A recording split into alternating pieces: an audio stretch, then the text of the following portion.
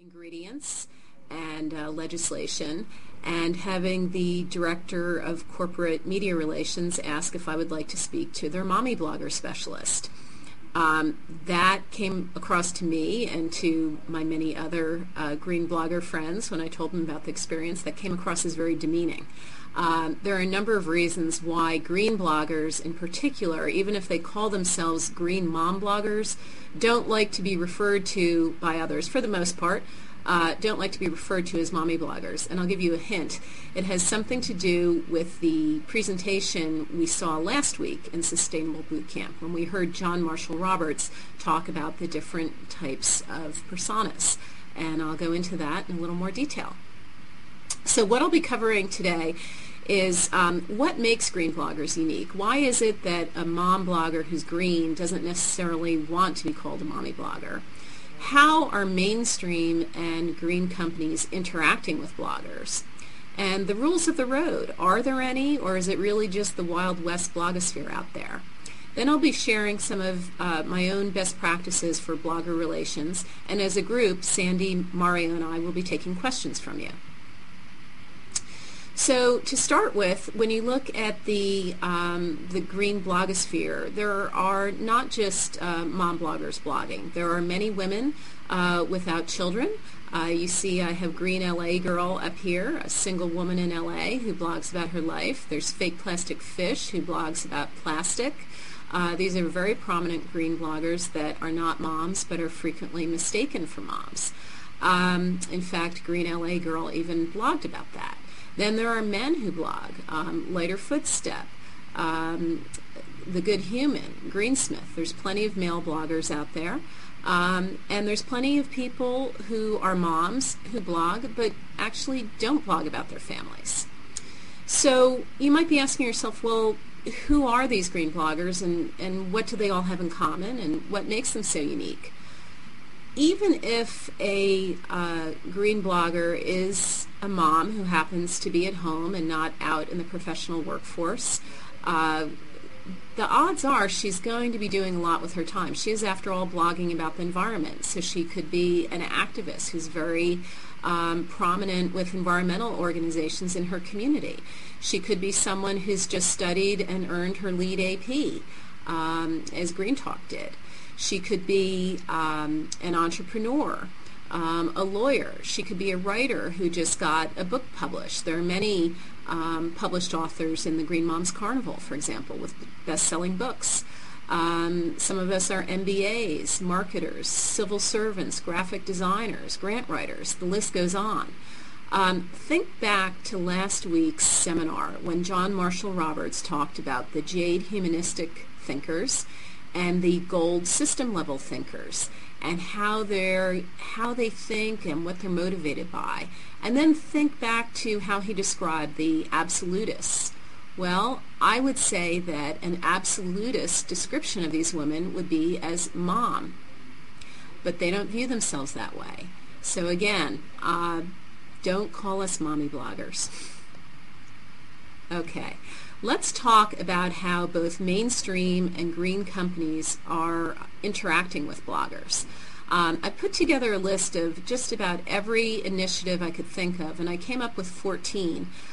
Later, when we get to the questions, I'd love to hear if people have other input about how companies are interacting with bloggers.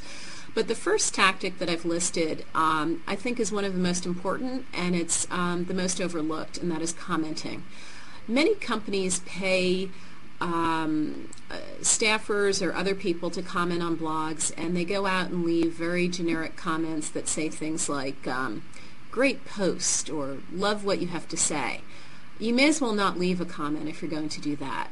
On the other hand, if you're interested in developing a relationship with a prominent blogger in your space, there's almost no better tactic, no greener tactic, no cheaper tactic, no more transparent tactic, no more authentic tactic than leaving a very interesting comment on the blogger's blog. Oftentimes that will lead to an exchange, either an online exchange or frequently an offline exchange through email or phone call about the issues that are discussed in the blog. So commenting is a fabulous tactic that should be explored by any company that is serious about interacting with bloggers. Oftentimes, particularly in the more mainstream mommy blogger realm, but also with green mom bloggers, sampling comes up. And that is when a company sends out product samples to a blogger with the expectation or hope that the blogger will write about the product.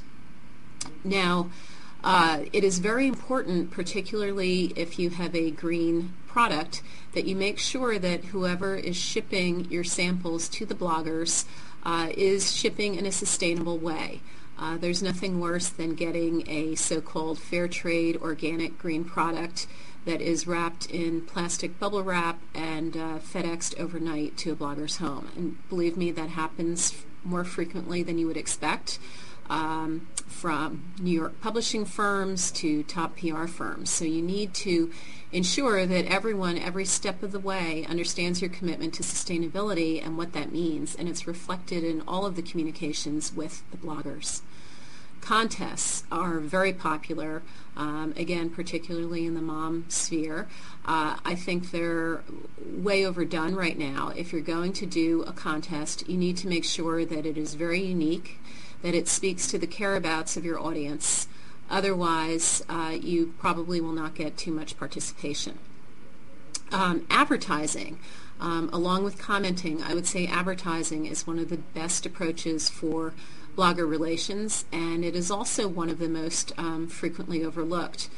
Most bloggers, although not all, most bloggers do have advertising on their blogs. It's a very cost-effective way of getting your message out to people in the online world.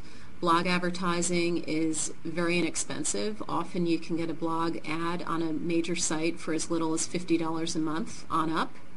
And what it does is it does help you to build a relationship with the blogger. It won't necessarily influence any editorial content, but you are aligning yourself with the blogger, particularly in the green realm, where most green bloggers turn down more requests for advertising than they accept, because most green bloggers, in fact all the green bloggers I know, will not accept advertising unless it aligns with their values.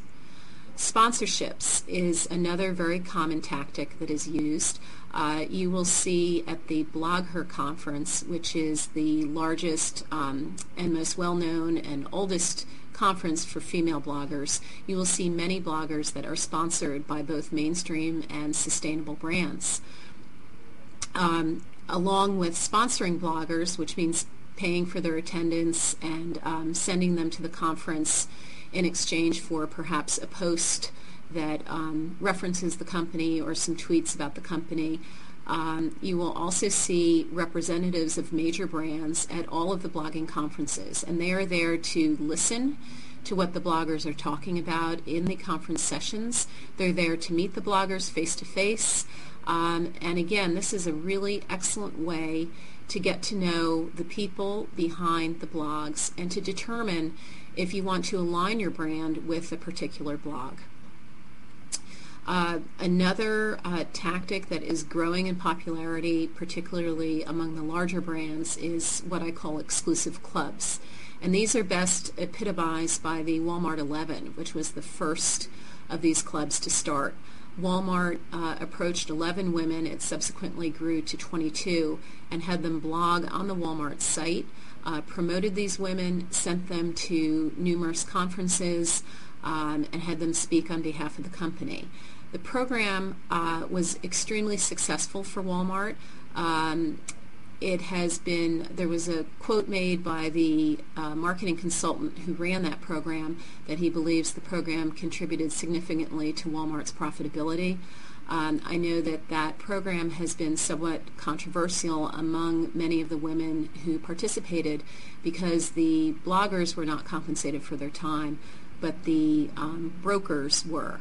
And this is increasingly one of the most contentious issues in blogger relations. You heard from Mario that the school of thought in the word-of-mouth industry is that consumers, and now it's taken to mean bloggers, will spread a company's message for free. But what often happens is companies will engage PR firms to approach the bloggers and pay those PR firms a lot of money for acting as a conduit, when in reality the bloggers are doing all of the work for either no compensation whatsoever or for very little. So you can attend Blogger and hear for yourself, or go online and read some of the transcripts from discussions about this. But it's a very contentious and controversial issue in the blogosphere. Media briefings. It is very common now to see bloggers in telephone briefings along